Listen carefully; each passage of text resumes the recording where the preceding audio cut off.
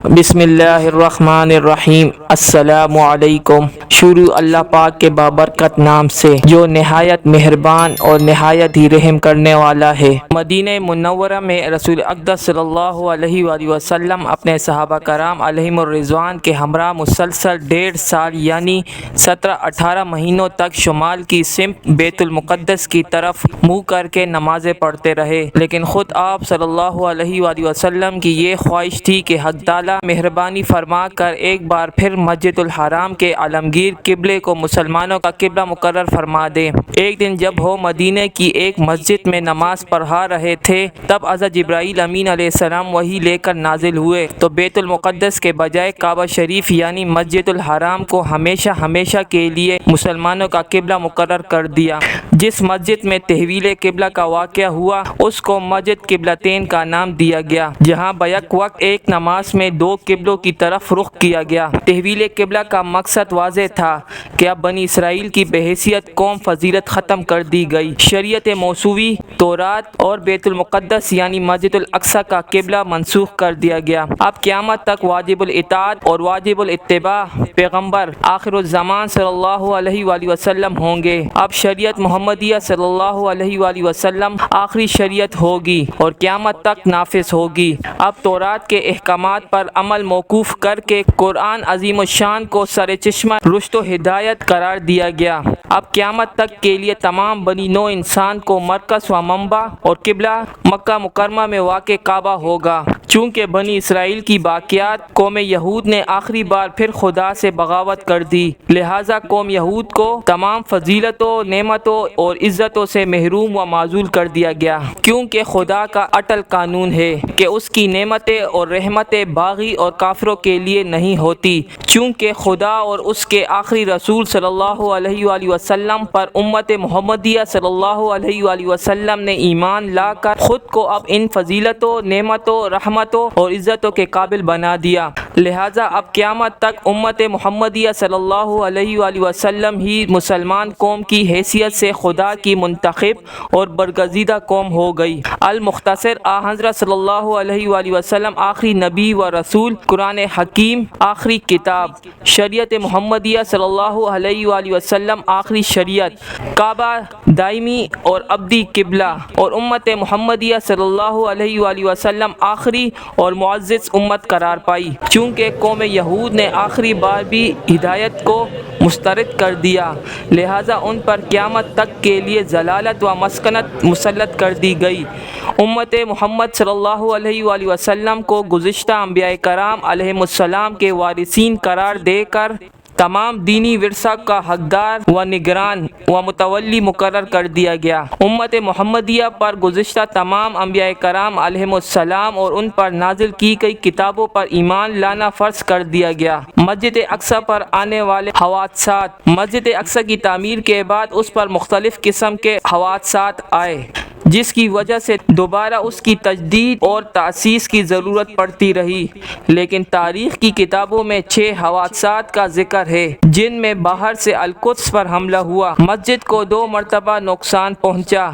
ان 2 واقعوں کا ذکر قرآن پاک کی سورہ اسراء کے شروع میں ہے۔ پہلا واقعہ جس میں مسجد کی تعمیر کو نقصان پہنچا وہ حضرت سلیمان علیہ السلام کی وفات کے 415 برس بعد 588 قبل مسیح میں پیش آیا، جب بابل کے بادشاہ بخت نصر نے اس پر حملہ کیا اور پورے شہر کو آگ لگا دی، جس میں مسجد کی عمارت منہدم ہو گئی۔ پھر شاہ فارس خورش سیر اعظم المعروف ذوالقرنین کے تعاون سے دوبارہ اس کی تعمیر ہوئی۔ دوسرا واقعہ 63 قبل مسیح میں ہوا، جس میں دوبارہ رومی قابض ہو گئے۔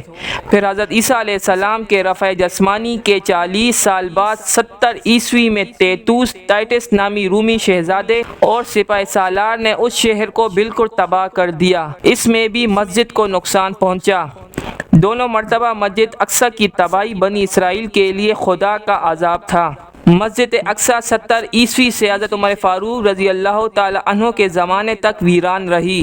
تاریخ فاروق اعظم رضی اللہ تعالی عنہ کی بصیرت کی خوشبو سے مہک رہی ہے۔ سیدنا عمر فاروق رضی اللہ تعالی عنہ مدینہ شیر خدا حسن و حسین رضی اللہ تعالی عنہم اجمعین کے ابو سیدنا علی المرتضیٰ رضی اللہ تعالی عنہ کے حوالے کرتے ہیں۔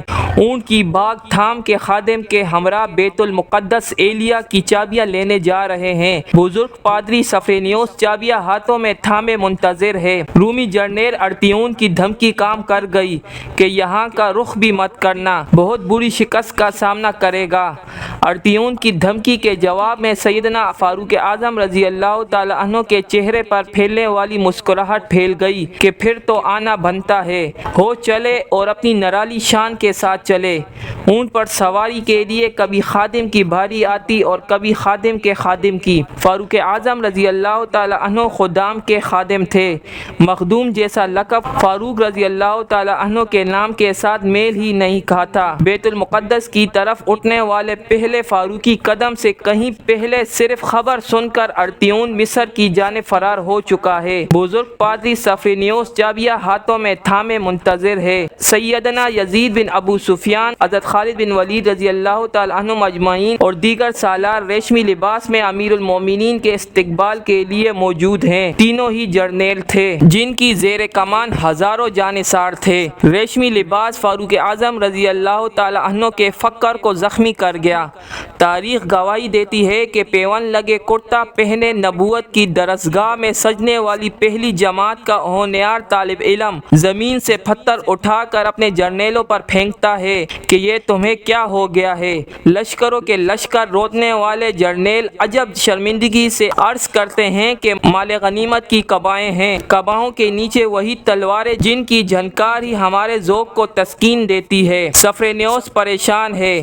معاہدے کی عبارت تو ملاحظہ ہو، ایلیا کے بھاسیوں کو امان دی جاتی ہے، ان کے گرجے سلامت رہیں گے، ان کی صلیبیں مسمار نہیں کی جائے گی، کسی پر کوئی مذہبی جبر نہیں۔ فاروق اعظم رضی اللہ تعالی عنہ ایلیا کی گلیوں میں سفرینیوس کے ساتھ ہم قدم ہیں۔ شہر کے مقامات کی سیر کے دوران نماز ظہر کا وقت ہو جاتا ہے۔ فاروق رضی اللہ تعالی عنہ جگہ کی تلاش میں ہے۔ سفرینیوس حضرت عمر فاروق رضی اللہ تعالی عنہ کو اپنے گرجے میں ہی نماز ادا کرنے کی پیشکش کرتا ہے۔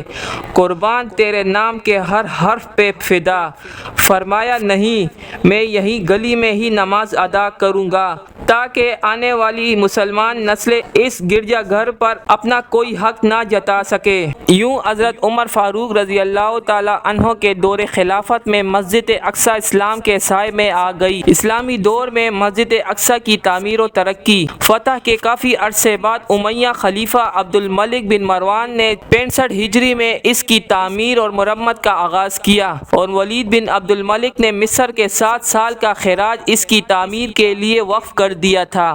بعد میں آنے والے زلزلوں میں اس کی عمارت کو نقصان پہنچا تو 169 ہجری میں مہدی کے دور حکومت میں دوبارہ اس کی تعمیر نو کی گئی۔ 407 ہجری کے زلزلے میں قبا کی دیواریں منہدم ہو گئی تو 413 ہجری میں ظاہر فاطمی نے اس کی دوبارہ تعمیر کی اور افرنگی بادشاہوں نے مسلمان بادشاہوں کی کمزوریوں سے فائدہ اٹھاتے ہوئے 492 ہجری میں بیت المقدس پر حملہ کر دیا اور حضرت عمر فاروق رضی اللہ تعالی عنہ کے برخلاف اس بادشاہ نے 70,000 مسلمانوں کا قتل عام کیا اور مسجد کی بے حرمتی کی اور مسجد میں گوروں کے لیے استبل بنایا جس کو استبل سلیمان کہا جاتا تھا اور مال متاع لوٹ لیا تھا۔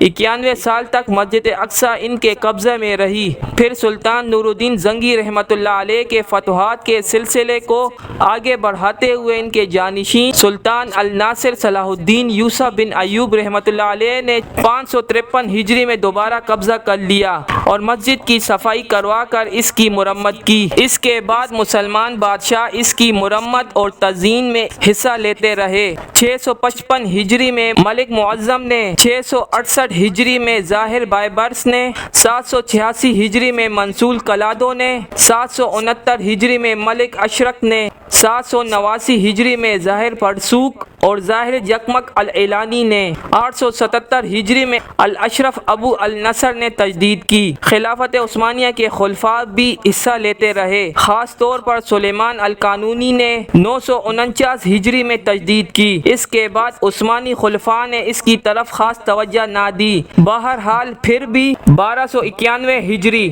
اور اس کے بعد بھی تزئین و آرائش کا کام جاری رہا اور موجودہ تعمیر ترک سلاطین کے دور میں سلطان عبدالحمید 1853 عیسوی اور سلطان عبدالعزیز 1874 عیسوی کے دور حکومت کی تعمیر کردہ ہے۔